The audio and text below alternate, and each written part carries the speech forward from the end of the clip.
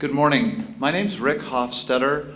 I'm a member of the Board of Trustees for the United Way of Santa Cruz County, and professionally I serve as the President and CEO of Lighthouse Bank here in Santa Cruz. Thank you for being here this morning for us to share the findings of the 2011 Santa Cruz County Homeless Census Survey. Every 2 years, communities throughout the country conduct detailed counts of their homeless populations for two reasons. One is to gain an understanding of what that looks like within communities, but it's also a prerequisite for submitting for federal funding for homeless services projects. Here to present the key findings today of the count, which took place on January 25th, 2011, is Peter Connery, Vice President of Applied Survey Research. Peter?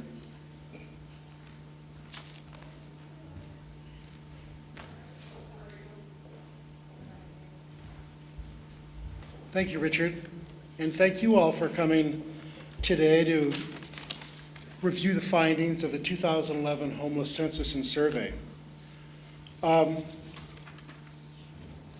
What we're going to do right now is just spend a few minutes and review some of the key findings of the 2011 Homeless Census and Survey. As Richard said, this is part of a national effort that goes on in communities throughout the country where in the last 10 days of January in odd years, communities are asked to profile homelessness in their town, in their community, from a couple of perspectives: the number of homeless and then some of the characteristics of homelessness. So A, as Richard said, that funding can be applied for and more services rendered to the homeless. But B, for the results of the census and survey to be used by local community agencies in developing strategic plans and tactical plans and the programs that they run to serve the homeless day in and day out. So we'll start right out with the results. The 2011 result for the number of homeless at a given point in time in Santa Cruz County is 2,771 persons were identified on January 25th of 2011. That is an increase from 2,265 that were noted in 2009, and fairly close to the figure that we identified in 2007, which was 2,789. Now, as I mentioned, that is a point-in-time result, but it doesn't necessarily reflect the number of persons who experience homelessness over a given year. So as you can imagine, there are some folks that are homeless for the entire year, but there are also many folks that experience homelessness for a much shorter period of time. So through the survey results, we're able to calculate and estimate the number of persons, unique persons who experience homelessness over a given year. And that number in Santa Cruz County in 2011 is estimated to be just a little over 9,000 persons, 9,041 to be exact. So that's a very significant increase over a similar calculation that was done in 07 and 09. It's just a little under double what we estimated was the result in 2009. So this big increase represents obviously a very big increase that is due from our study results to a greater number of new homeless that have happened in the last year. And the episodes of homelessness are hopefully going to be short, but those short episodes drive up the annual estimate. That increase from 2009 to 2011 is a 22% increase. It makes it one of the larger increases that we've seen in California. Despite the economic despite the economic issues that everyone in the country is facing, in particular California, other communities are not necessarily seeing this level of increase that Santa Cruz is. Santa Clara County, for example, is releasing their data today, and their increase was, they didn't have an increase, they had a slight decrease in homelessness throughout their county result. Getting back to Santa Cruz, of the homeless that we profiled in the county, there's two broad categories, sheltered and unsheltered. Of the 2771 homeless at a point in time, 77% of those are what are defined as unsheltered. So we in the county are only offering complete services to 23% of the population. Some of the specific demographic characteristics, additional demographic characteristics. As I mentioned, new homelessness is on the rise. 52% of the homeless population in the county reported experiencing homelessness for the first time in 2011. That's up 6% from a similar result that we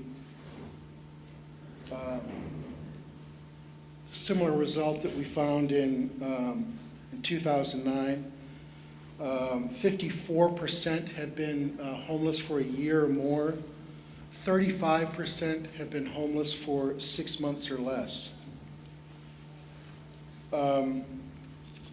Ethnic breakdowns, another significant change. Hispanic Latino homeless decreased from 30% in 2009 to 23%.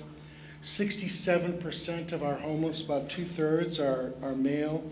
32% are female.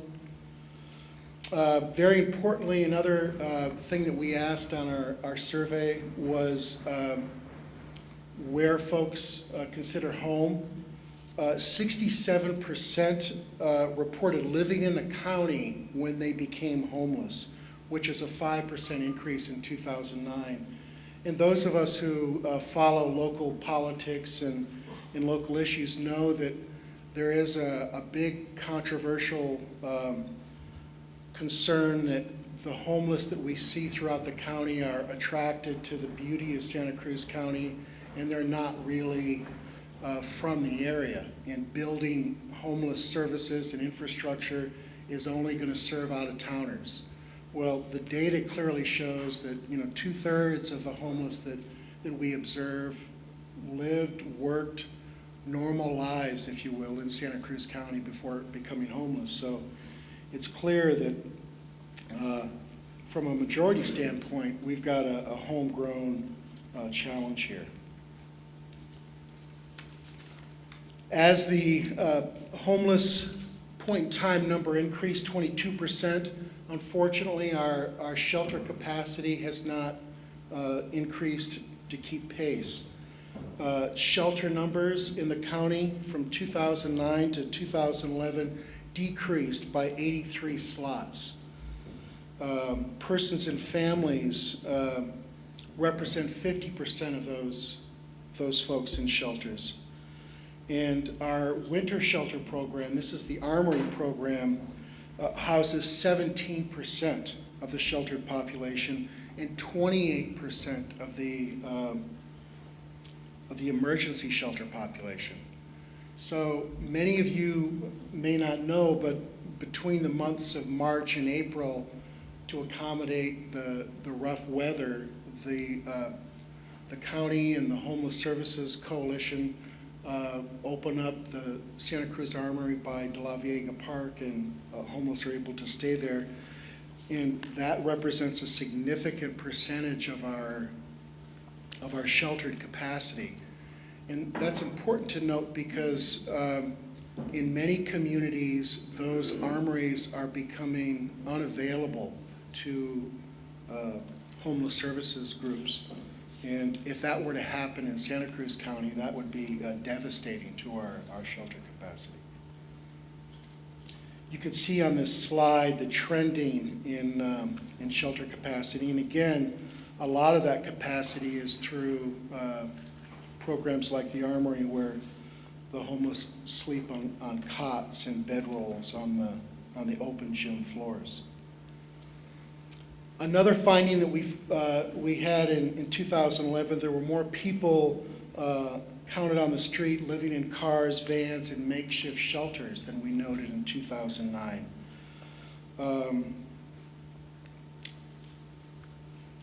Number of persons in vehicles was just under 900. It was 897 to be exact, and that's up from 663. So without the population is increasing, the shelter capacity is decreasing, and the end result is more folks are forced to find makeshift shelters and just improvise. And that means sleeping in your cars, sleeping in all sorts of odd outdoor spots. The same is true of encampments, where we found an increase in encampments from 2009 to 2011 as well. There are more new homeless entering the category. The new first-time homeless increased by 39% from 2009 to 2011. That we think, and the data seems to confirm, is very much economically caused. Primary cause of homelessness, not a real shocker here, job loss. That's the number one reason that our homeless respondents cited as for their current condition. 24% of our homeless report having at least a part-time or temporary employment. So these folks are trying to make it work in this county, and for a bunch of reasons, housing, health, and so on, they're just unable to make it economically in our county where cost of living is so high. Along those same lines, 71% of the population reported that their inability to pay rent was what prevented them from obtaining permanent housing. Another misconception out there is that the homeless are draining services, and our data shows that there's a very significant number of homeless that receive no services whatsoever. 35% receive no services. And of those 65% that do receive services, many times the majority of those are receiving food stamps and not any other services in the county. Chronic homelessness is another category that has a lot of attention spent on it throughout the country. Chronic homelessness, for those of you who don't know, is a definitional category that the federal government has come up with for those that have been homeless for extended or multiple periods of time, and they have a physical disability. So if you've been homeless for a year or more continuously, or you've been homeless 4 times in the last 3 years, and you have a physical disability, you're considered chronically homeless by the federal government. It's estimated that of our 2,771 homeless in the county, that 1,004 persons fit that category. So these are folks that need a lot of help, not just housing, but there are physical and mental health issues that need support that we're unable to provide them. 3% of the chronically homeless are in families. 91% of the chronically homeless population in the county are unsheltered. This number has remained fairly consistent, the percentage of our population that's chronically homeless. In the last 3 studies, it's ranged from 43% of of the population to 39% over the last 3 studies. There's an increasing number of homeless families. 14% of the total homeless population are in families. And it's important to note that this percentage represents only literal homeless families or homeless persons, and that the HUD definitions of homelessness are very restrictive. And if you're somebody that has lost a job, has 0 resources whatsoever, and you're staying with a friend, neighbor, or family contact in their home, or a spare room, you're not considered homeless by federal definitions, even though that family may be eligible for homeless services, either housing or otherwise. The federal government defines that category as precariously or unstably housed. So this data on homeless families is a very literal definition of the category. 84% of the homeless families, the literally homeless families, were residing in shelters, and 16% of the homeless families were on the street, most typically in their cars. Of homeless families, 44% were identified as white Caucasian, and same percentage were identified as Hispanic Latino. Another significant group within the homeless population are veterans. The number of homeless veterans in the county has decreased from 2009 to 2011. 11% of the total population are identified as veterans. And again, veterans is another narrow definition of having served in active military service. It was 13% in 2009. There's some changing demographics within the veteran population. Many of the World War II and Korean veterans are no longer with us. 50% of the veteran population served in Vietnam. 94% of the veterans were male, 82% white Caucasian. 84% of the veterans have reported one or more disabling condition. So again, a consistent theme with veterans that we see in the general homeless population is that homelessness is as much a mental, is as much a health issue as it is a housing issue. So there are a tremendous number of health issues that these folks, and especially the veterans, face that need help. And I know Christine Sippel's going to talk about some health issues in a little bit here. Another major subpopulation group that gets an especially large amount of attention in Santa Cruz County, unaccompanied children and youth. There was a major effort nationally this year to quantify the number of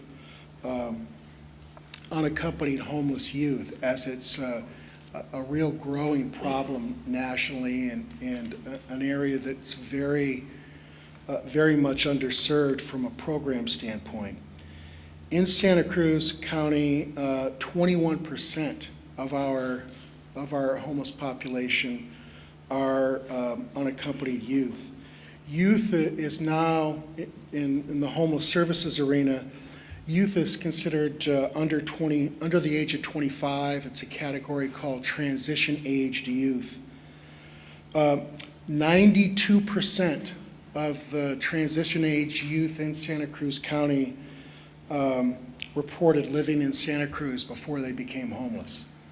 So this again is counter to a very common misconception that's put out in the media and generally understood, that the folks we see on Pacific Avenue Mall and hanging out elsewhere in the county are all imports from outside the county, drawn to Santa Cruz again by its beauty and liberal lifestyle.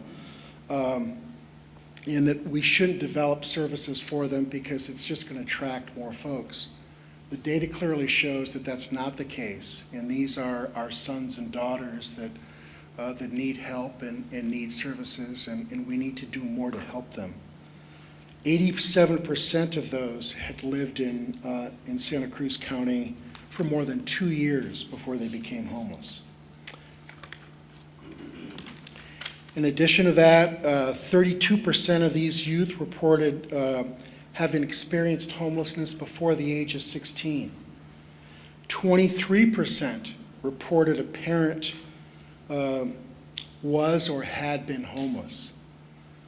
This is, again, a statistic that's striking to us in that it's not only found in the youth data, but it's also found in the general population data, where there's multi-generational experiences of homelessness, which again suggests to program planning folks and those interested in the policy level that intervention now will pay huge dividends in the next generation and down line.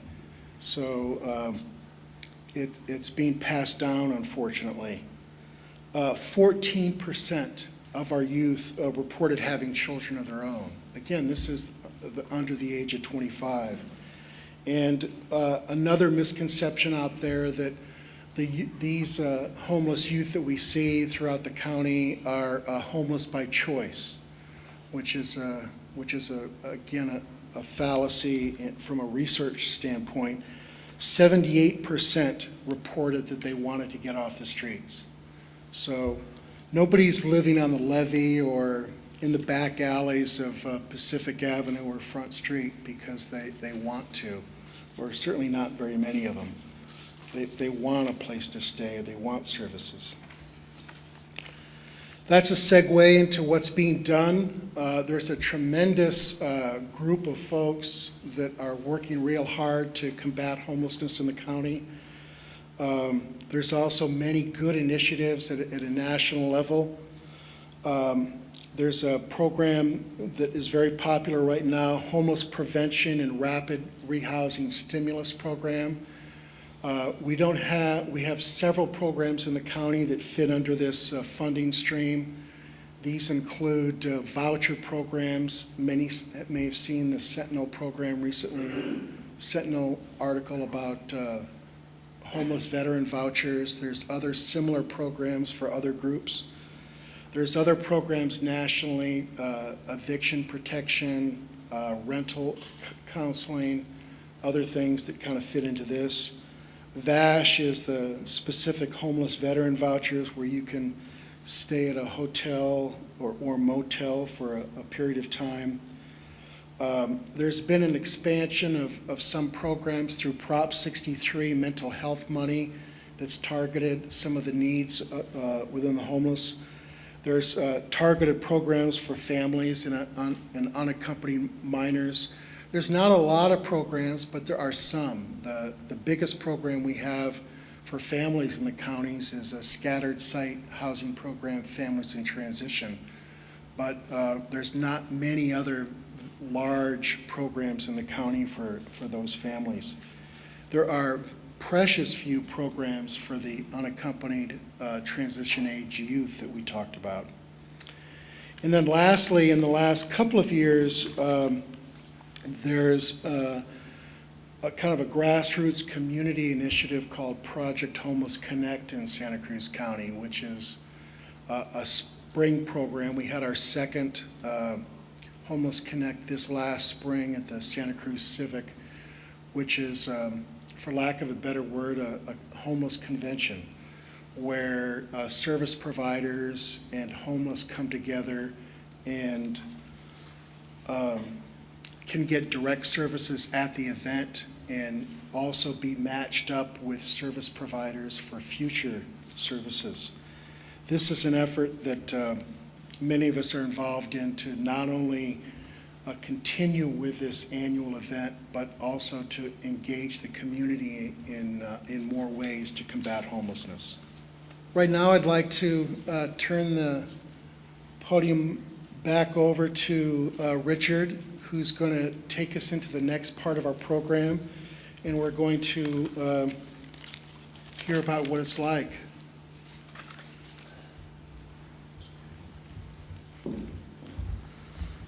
Thank you, Peter. Not particularly good news for us.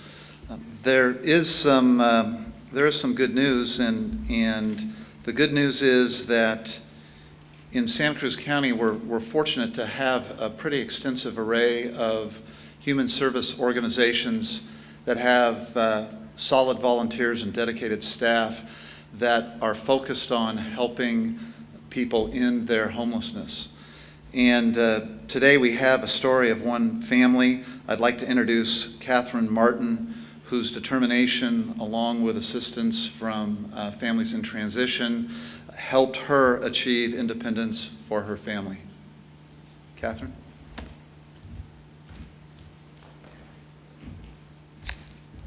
My name's Catherine Martin. In 2004, I lost my husband to pancreatic cancer. We had a functioning construction company. We owned our own home, had everything. I had the last 2 of our 4 children left at home with us, and as time went on, the economy got worse and worse. Business got worse and worse. The financing for the home got worse and worse. It went up, and I could not make the payments any longer. I was foreclosed on. I became homeless in June of 2009, not knowing where to go, what to do. I've never experienced it, neither did any of my friends, family, anybody. I lived in my car silently with my 2 kids. I slept on West Cliff, all around, and just kind of hid it within the neighborhoods. But I felt there was a sense of danger doing that. So I ended up going to the Rebel-y and getting some help there, and I was turned to Families in Transition. In December of 2010, I finally had found a home. I've been there ever since. I'm now able to go to school because construction is like kind of on the, I went ahead and I signed up for school to become a building inspector. I figured I could still stay in my trade and not work for myself and work for somebody else, which is a lot more profitable. But I was really, really thankful that I found it and I had it, because I couldn't, living on the streets or being homeless, you use up all your resources, financial. You can't save because you're paying out extra because you don't have the cooking facilities. You don't have a place to take a shower, or where are you going to go to work or school or anything afterwards. Plus the stigma that we faced afterwards. I mean, people still kind of look at us like, and you were homeless? So it's been really hard. It's not an easy thing to go through or do. And to have that happen to you, it's devastating.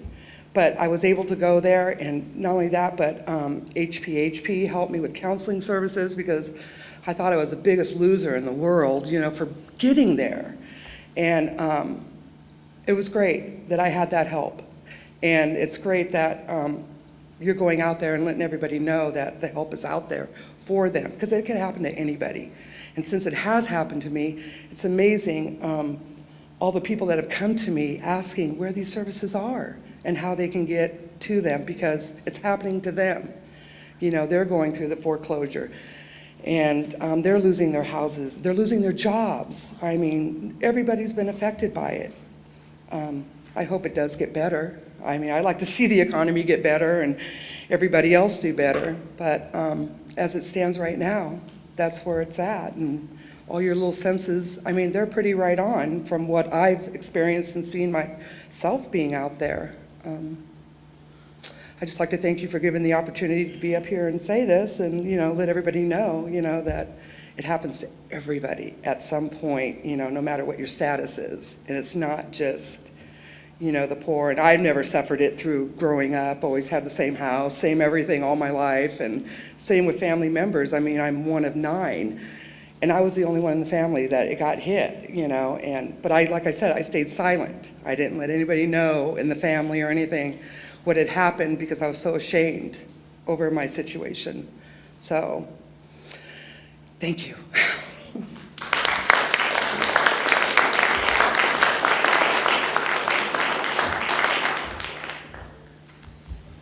Catherine, thank you. That's a tough story, but I think it's also an inspirational story and kind of tells us that homelessness can strike anyone. And I would suspect there are probably cases where it has impacted people all of us know, and we may not even be aware of it. So thank you for sharing that with us. Santa Cruz County, we have been fortunate and experienced some remarkable results from a new program called Homeless Prevention and Rapid Recovery. And here to discuss that program today with us is Christine Sippel from the County Health Services Agency. Christine?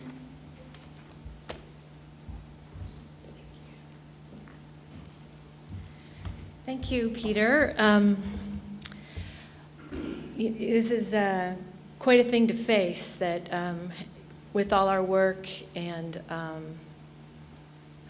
all the challenges facing our community with the economic downturn and all the unemployment, that we have to realize what an impact it's had on our homeless numbers as well. And for everybody working in services, it's just, we've all felt it over the last couple of years, but when the numbers come back to us, we realize what it is that we've all experienced. And of course, the families and the individuals and the young people, they know what it's been like these last couple of years.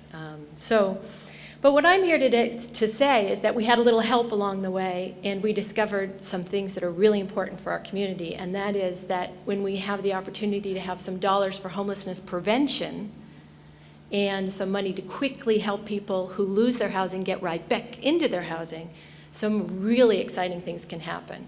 And what we had happen in this community was that some federal stimulus money became available, and we had really successful time as a community coming together and putting together a successful application that involved 3 different organizations, which each partnered with 4 or 5 community organizations themselves. And so we were able to receive $4 million in stimulus funds that focused on how to get people to stay in their housing or get right back into their housing. And we were able to get those dollars out as quickly as we could. And that was this homelessness prevention and rapid rehousing. So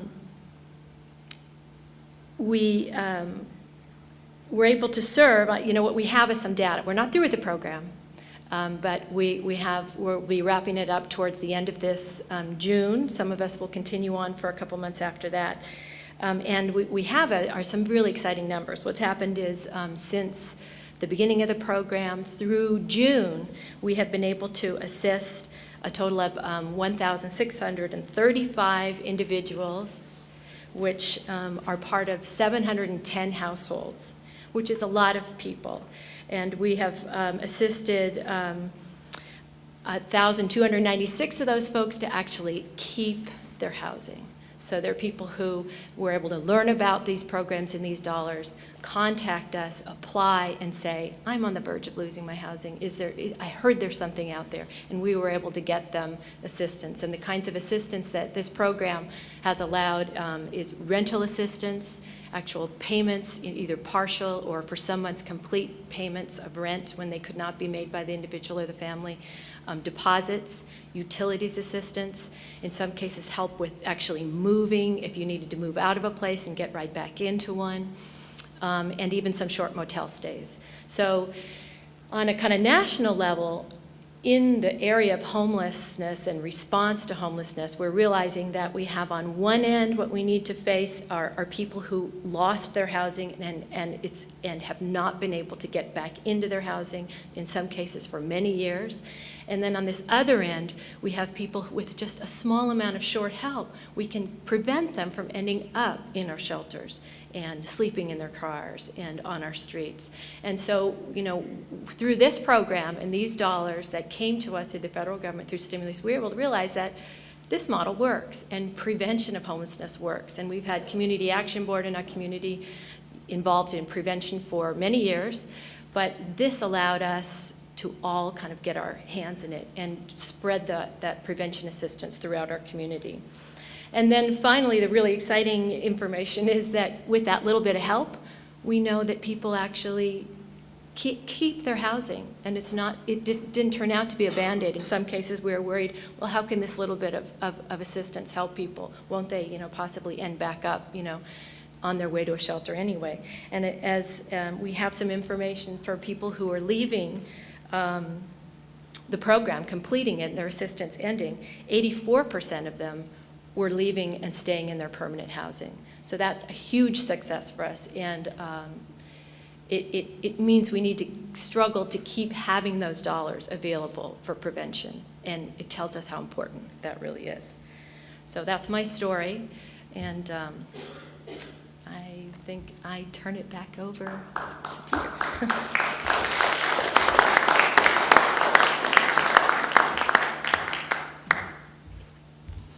Thank you, Christine. Making headway on any effort requires a whole bunch of folks all pulling on the oars.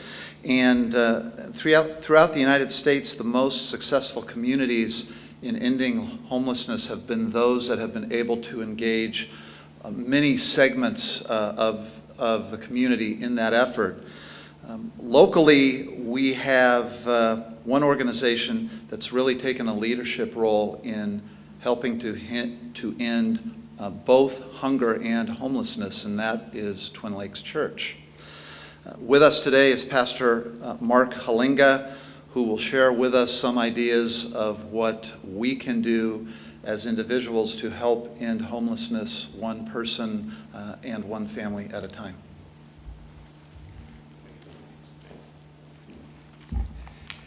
Hey, Catherine, I too want to thank you for your story, because as most of us know in this room, homelessness isn't just a number. There's a face and a story behind every single digit that those numbers represent. As you said, I'm Mark Hilling. I'm one of the pastors here at Twin Lakes Church. And having grown up in a single mother home of 4 kids and spending my teen years on welfare, which back then consisted of government surplus foods, such as canned meats, blocks of cheese, and pretty much powdered everything else, from potatoes to vegetables. And actually living homeless for about 6 months in my car as I was trying to afford a college education and get my college years going, I can really appreciate the plight of the poor and the homeless that we're addressing here today. In fact, I wrote this lesson for kids years ago, and the key point of that lesson is really stuck in my mind and kind of become one of those tenets that I go back to as I've lived life since. And that key point was, see a need, do something.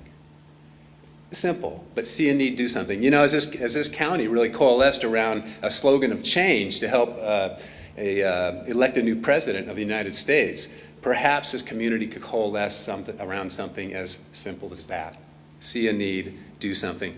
For the past 10 years, I've been involved in this Twin Lakes Church community, kind of a sub-community of our great community. And it is not only taught about the biblical values of caring for the weak, the poor, the homeless, but this community actually does something about it. Involvement in the greater Santa Cruz County community is not only a value here, but is part of the DNA, the very fabric of what we become through our attendance and involvement here. See a need, do something. As you're seeing video of community volunteerism by the Twin Lakes Church family behind me, realize that the people, organizations, and governments that are actually served by this community, they're just regular people, like all of us in this room. And the cool thing is that not only those being served are blessed by this, but those that are serving, every time they come away with a sense of, wow, it feels good. It's great to be a part of something. if we could get our community as a whole to realize that. And there's a greater appreciation for this county that we live in. Community involvement here includes such things as a weekly People's Pantry, which provides on a weekly basis bags of food. We get fresh breads from others in the community, vegetables, and basic toiletries for the homeless and those in need in this community. Project Pajamas. We gather and distribute PJs each year, mainly in the winter for kids and youth in homeless shelters.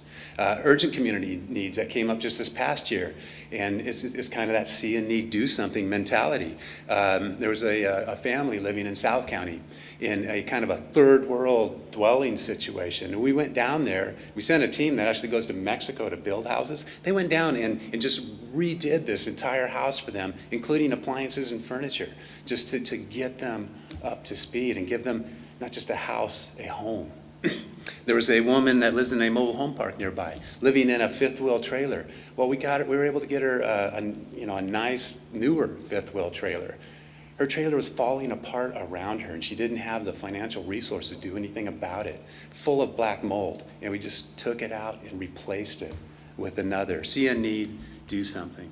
In the past couple of years, the people of this church, we do a food drive annually for harvest. For a second harvest. And nearly 200,000 pounds of food have been given over the last couple of years, just by this little small community. As we partner with a network of about 40 other churches in an organization we call Christian Leaders Network, CLN, there's a Serve the Bay weekend. And I know the city of Santa Cruz has recognized like 10,000 man hours, somehow they figure it out, in one weekend of just people volunteering to do things. It is awesome. And we hope to get those churches even more involved in the food drive this year. It'll be interesting to see what happens from that aspect of our community here. There's many other volunteer organizations and individuals. Some of you are in this room, probably most of you in this room would fall in that category. That are making a difference in this community as well. But you think we have maybe 300,000 residents, just short of that, in Santa Cruz County, according to the census. And maybe 3-5% are actually volunteering in some insignificant way? What if that became 35%? What a difference that could be made in this county as a whole. Santa Cruz citizens can not only make a direct impact on the homeless in this county, but just volunteering to clean up and maintain and be involved in this beautiful place we live could perhaps even free up tax funds that could be used for the resources that we need for mental health facilities, for drug and alcohol rehab, for issues that the homeless really deal with, and help get them to a place where they don't want to be there. Yeah, there's a few that do. You referred to that, Peter, but most don't. A couple years ago, Ryan Coonerty was here when he was then mayor, and he made a comment that stuck with me then too. It was something like, yes, the people of Santa Cruz have some differences in beliefs and values here, but we all live here because we love it. And actually, we're probably all in agreement over about 85% of the issues and why we live here. Perhaps if we as citizens of this community, Santa Cruz County, actually started to allow something like seeing a need and doing something about it to become a part of the DNA of our thinking and actions, this county would truly make a difference, and not only in the lives of those that are in need, but also in the lives of those that choose to stand up and do something about it. Thanks for letting me be here. We're going to have a time of questions if you have them. I believe, Peter, you probably want to come back up, and maybe Richard also. Thank you.